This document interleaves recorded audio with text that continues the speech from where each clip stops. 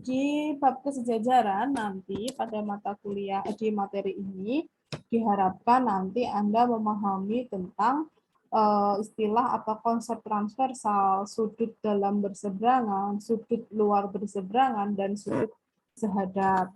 Kemudian menggunakan teorema-teorema kesejajaran untuk menunjukkan garis sejajar atau sudut kongruen. Kemudian berikutnya adalah mengungkapkan dengan kata-kata sendiri tentang postulat paralel. Sebentar, ini kok mengecil ya. Postulat paralel, kemudian menyadari adanya perbedaan antara postulat kesejajaran geometri punya Euclid dengan geometri non-Euclid, kemudian menjelaskan syarat yang cukup untuk menyatakan dua garis sejajar, dan juga mengetahui sifat transitif pada kesejajaran dalam garis sejajar. Nah, kita langsung masuk ke KB1 atau kegiatan belajar 1 tentang pengertian dasar dan teorema kesejajaran. Nah, definisi dasar tentang dua garis sejajar itu jika terletak satu bidang dan tidak berpotongan. Jadi kuncinya adalah bahwa untuk dua garis itu dikatakan sejajar. Yang pertama adalah dia satu bidang ya, dia satu bidang. Kemudian kedua garisnya jika diteruskan tidak akan pernah berpotongan. Jadi definisinya atau kuncinya untuk melihat bahwa dua garis itu apakah sejajar atau tidak itu kita lihat ini di dalam bidang yang sama tidak. Jika dalam bidang yang sama mungkin ini adalah dua garis yang sejajar. Perhatikan lagi garisnya, apakah dia berpotongan atau tidak. Kalau tidak berpotongan berarti dia adalah dua buah garis yang sejajar. Itu untuk dua buah garis yang sejajar. Berikutnya adalah garis sejajar bidang jika tidak mempunyai titik persekutuan. Ya, kalau tadi garis dengan garis ya, kalau sekarang posisi sebuah garis sejajar dengan sebuah bidang itu yang bagaimana? Sebuah garis dengan sebuah bidang dikatakan itu sejajar jika tidak mempunyai titik persekutuan. Lagi-lagi ketemu dengan yang namanya titik persekutuan. Apa ini titik persekutuan? Coba siapa ya?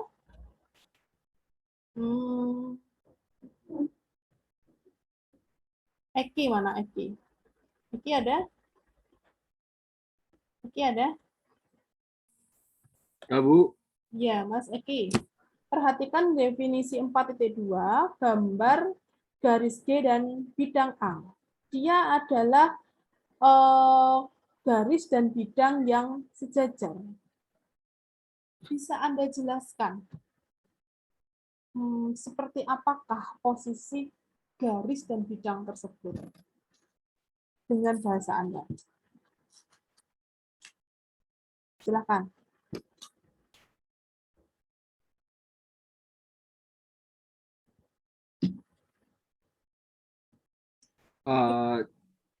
Ya. Jika sebuah garis itu memiliki satu titik persekutuan dan garis tersebut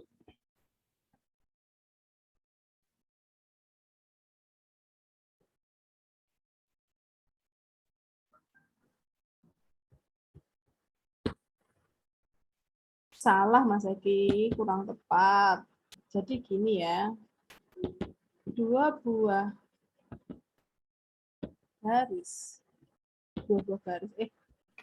bidang dan garis dikatakan sejajar kalau dia tidak mempunyai titik persekutuan. Artinya tidak ada titik potongnya. Bisa dibayangkan, misalkan dalam sebuah ruangan, di sana ada lantai ya, dalam sebuah ruangan ada lantai. Ibaratkan lantai itu adalah bidang.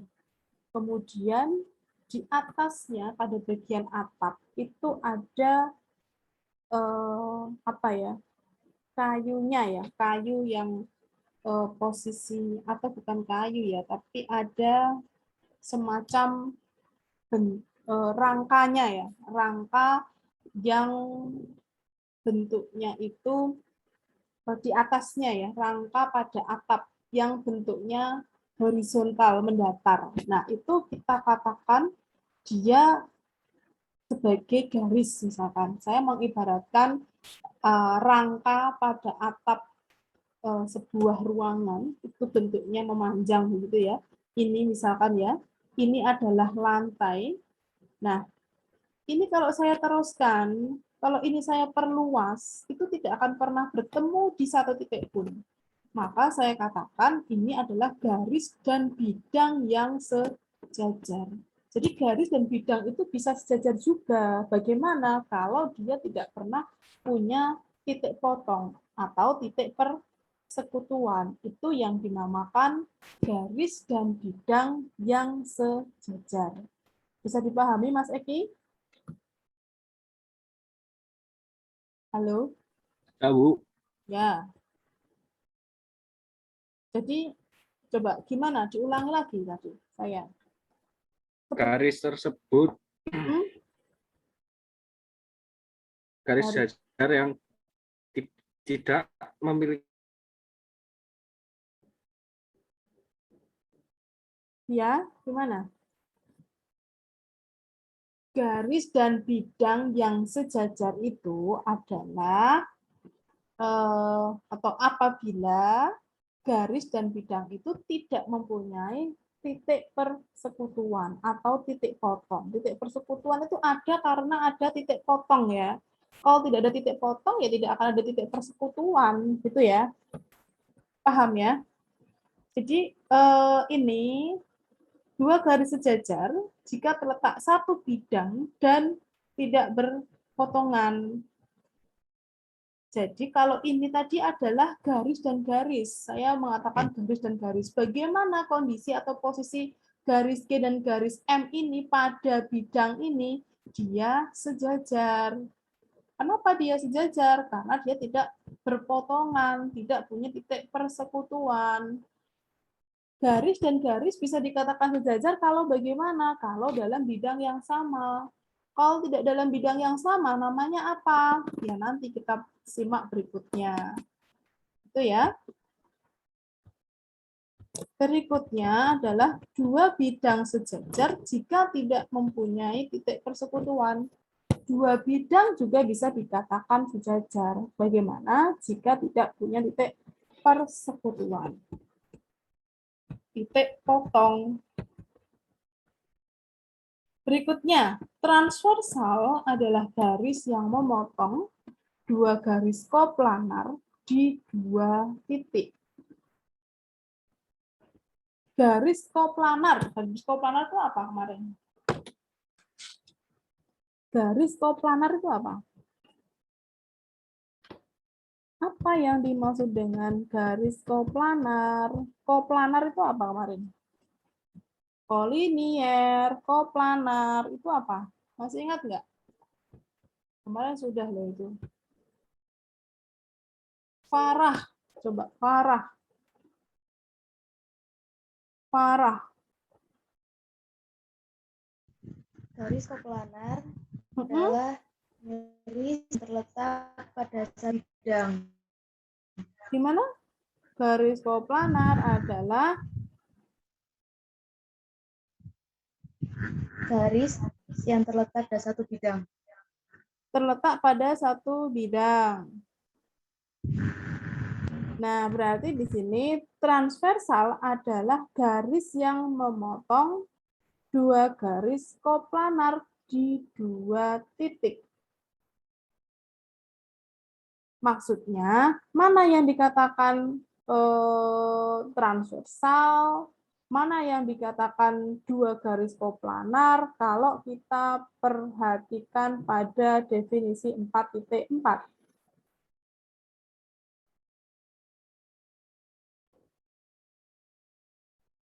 Transversalnya adalah mana? Transversalnya adalah garis G. Yang G. Iya, betul. Ini adalah garis transversalnya. Kenapa? Karena dia memotong dua buah garis koplanar di dua titik-titik ini dan titik ini. Gitu ya. Ini adalah garis M, ini garis M, ini garis N. Sudah ya? Kemudian di sini ada garis G, garis transversal. Garis G memotong garis M dan N di dua titik yang berbeda, membentuk sudut-sudut dalam dan sudut-sudut luar. G ini disebut sebagai transversal. Dua garis dipotong transversal membentuk pasangan sudut dengan nama khusus antara lain sudut dalam berseberangan. Sudut, apalagi yang Anda ketahui? Sudut dalam berseberangan, sudut luar berseberangan, sudut sehadap, itu ya. Apa itu sudut dalam berseberangan? Sudut dalam berseberangan itu adalah dua sudut dalam dengan dua titik sudut berbeda pada sisi berbeda dari transversal. Nah, yang dimaksud dengan sudut dalam berseberangan, transversal tadi kan adalah garis G ini ya. Nah, sudut 1 dan sudut 4 ini ya, 1 dan 4 ini adalah dalam berseberangan pada garis G. Berseberangannya kan dengan transversalnya ini. Di dalam, kenapa disebut di dalam? Ini adalah garis M dan N. Ini 1, 2, 3, 4, ini adalah sudut dalam. 5, 6, 7, 8 itu adalah sudut luar. Nah, sudut dalam berseberangan itu 1 dan 4, 2 dan 3. Sudut luar berseberangan itu adalah 6 dan 7, 5 dan 8. Bisa dipahami ya? Kemudian, dan juga ada 4 pasang sudut sehadap. Sehadap itu yang menghadapnya sama, yaitu 6 dan 4, 5 dan 3, 1 dan 7, 2 dan 8. Bisa dipahami sampai situ? Bisa, Bu. Oke, berikutnya teorema garis sejajar. Sepasang sudut terbentuk oleh sepasang garis dan satu transversal. Penting dalam mengonstruksi garis sejajar. Kita ketahui, misalkan di sini ada sudut 1 kongruen dengan sudut 2. Apakah P sejajar dengan Q? Kemudian kalau sudut 1 kongruen dengan sudut 2, apakah P sejajar dengan Q? Kemudian kalau sudut 1 kongruen dengan sudut 2, ini sudut dalam sepihak, ini juga sudut dalam sepihak, ini sudut sehadap, apakah P sejajar dengan Q? Kita perhatikan teorema 4.1. Jika dua garis dipotong oleh transversal dan terbentuk sepasang sudut yang sehadap kongruen, maka dua garis itu sejajar. Ini tentang kesejajaran dua garis. Kalau dua buah garis dipotong oleh transversal, kalau pada gambar ini kita perhatikan transversalnya adalah garis R ya. Transversalnya garis R, dua garis yang dipotong adalah P dan Q, maka di sini dan terbentuk sepasang sudut yang sehadap kongruen. Sehadap, ini sudut sehadap R2 kongruen dengan R1. Jadi kita ketahui ada garis P. Kalau teorema itu kan harus dibuktikan ya. Teorema harus dibuktikan. Nah, di sini garis P, Q dan R, ini diketahui itu, dengan sudut 1 kongruen dengan sudut 2. Diminta membuktikan bahwa P itu sejajar dengan Q. Nah, kita gunakan bukti tak langsung Karena pembuktian itu ada beberapa, kalian bisa baca di bab sebelumnya itu ada ya. Andaikan P tidak sejajar Q. Jadi kita menggunakan pengandaian.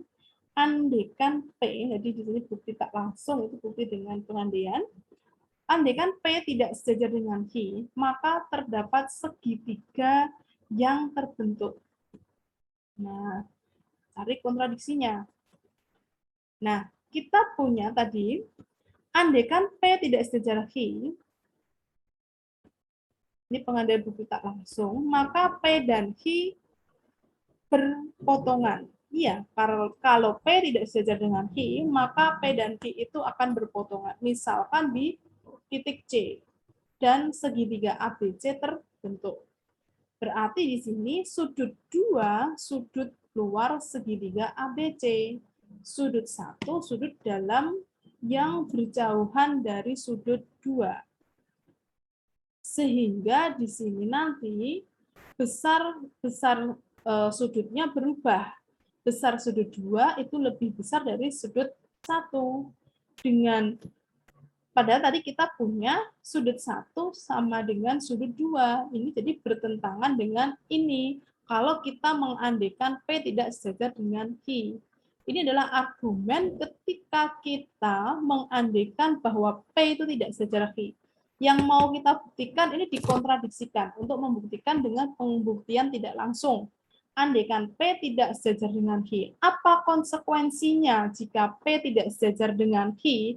Ya, kalau P tidak sejajar dengan Q, maka P dan Q itu berpotongan. Kenapa bisa begitu? Karena dalam bidang yang sama, ingat ya, kemungkinannya ada dua, yaitu berpotongan atau sejajar.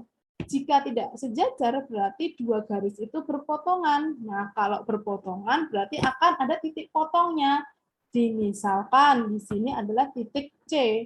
Sehingga terbentuklah segitiga ABC, gitu ya. Terbentuklah segitiga ABC ini. Gitu ya. Jadi kan ini adalah garis P dan garis Q. Kita andaikan, karena kita mau membuktikan apakah P dan Q itu sejajar, kita pembuktiannya dengan pembuktian tidak langsung. Kita andaikan bahwa ini Q, ini P dan Q ya, P-nya itu berpotongan dengan Q di sebuah titik, sehingga terbentuklah segitiga ABC. Nah, kalau terbentuk segitiga ABC, berarti di sini besar sudut ini, besar sudut 1 atau besar sudut 2 ya di sini ya. Besar sudut 2, kalau Anda perhatikan di sini, ini adalah sudut berpelurus ya, sehingga di sini besarnya itu adalah berapa? 180 derajat, atau bisa kita katakan sudut 2 itu kan tadi di luar segitiga ABC. Nah, sudut 1 itu adalah sudut dalam yang berjauhan dari sudut 2. Maka di sini bisa kita katakan bahwa efek dari pengandaian tadi sudut sehingga terbentuk segitiga ABC, maka sudut 2 itu besarnya lebih besar dari sudut 1. Nah, padahal tadi kita punya besar sudut 1 itu sama dengan sudut 2 dari yang kita ketahui dari teorema yang ada tadi. Sehingga pengandaian itu harus dicabut atau pengandaian itu tidak benar. Pengandaian mana yang tidak benar? Yang tadi, yang P itu tidak sejajar dengan Q. Yang benar adalah P sejajar dengan Q. Begitu ya. Untuk teorema 4.1. Nah, berikutnya pada teorema 4.2, jika dua garis dipotong oleh transversal dan terbentuk sudut dalam berseberangannya kongruen, maka dua garis itu sejajar. Ya. Jadi ini juga diminta membuktikan kalau ada dua garis dipotong oleh sebuah garis transversal, maka akan terbentuk sudut dalam berseberangan yang kongruen. Nah, maka garis-garis yang dipotong itu oleh transversal tadi itu adalah dua garis yang sejajar. Jadi ini semuanya tentang kesejajaran. Berikutnya saya lanjut ke postulat kesejajaran. Melalui garis G dan titik P tidak pada G, terdapat hanya satu garis yang melalui P dan sejajar dengan G. Jadi pada sebuah garis, kemudian dan dari sebuah titik P di luar garis G, itu hanya dapat dibuat satu garis yang melalui P itu yang sejajar dengan garis G. Hanya satu. Anda bisa praktekkan nanti di GeoGebra. Ketika Anda punya sebuah segmen, ada titik di luarnya, ada berapa banyak garis sejajar yang mampu dibuat dari titik P itu untuk sejajar dengan garis G? Pasti jawabannya adalah satu garis saja yang bisa kita buat melalui P dan sejajar dengan garis G.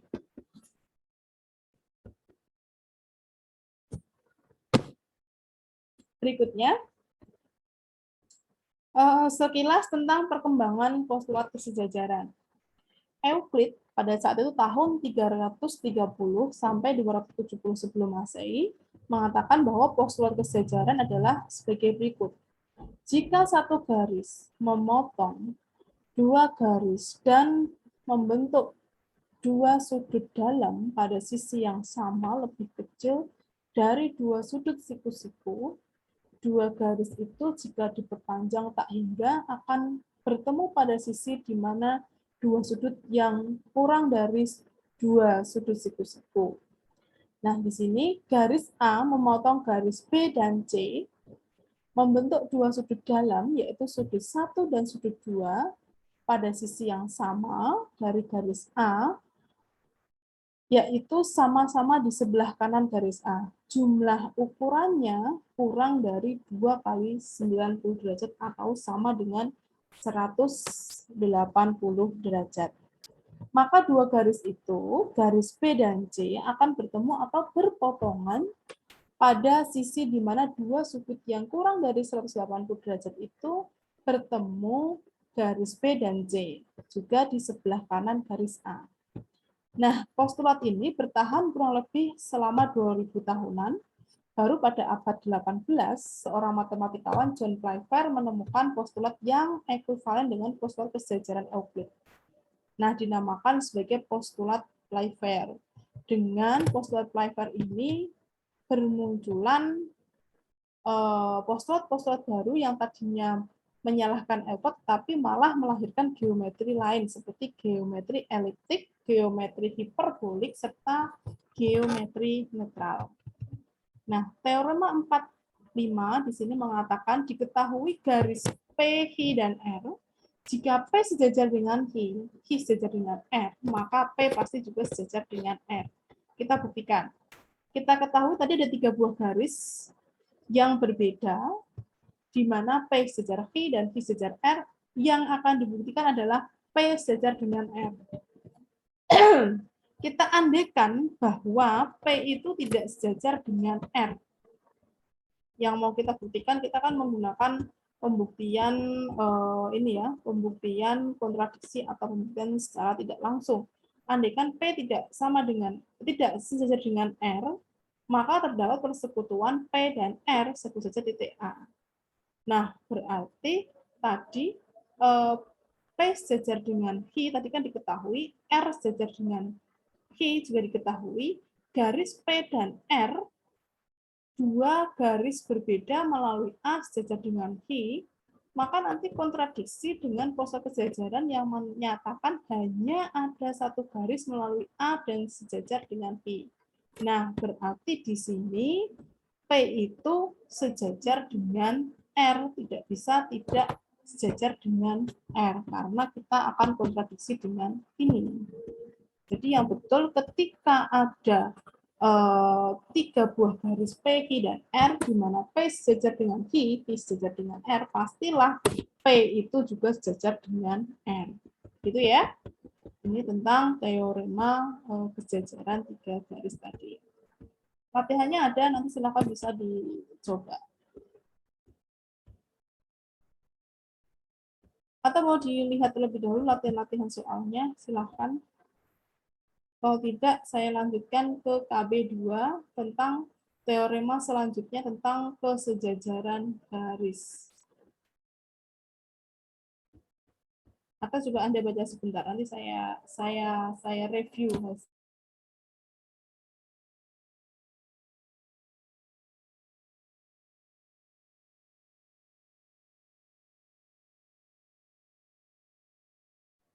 Silakan di KB2 dibaca terlebih dahulu, waktu 10 menit, sambil kita jeda istirahat sebentar. Atau saya buat breakout room untuk mendiskusikan, nanti akan saya cek hasil diskusinya ya. Saya akan buat breakout room otomatis, ada berapa ya? 5 kelompok saja. Ya, cukup.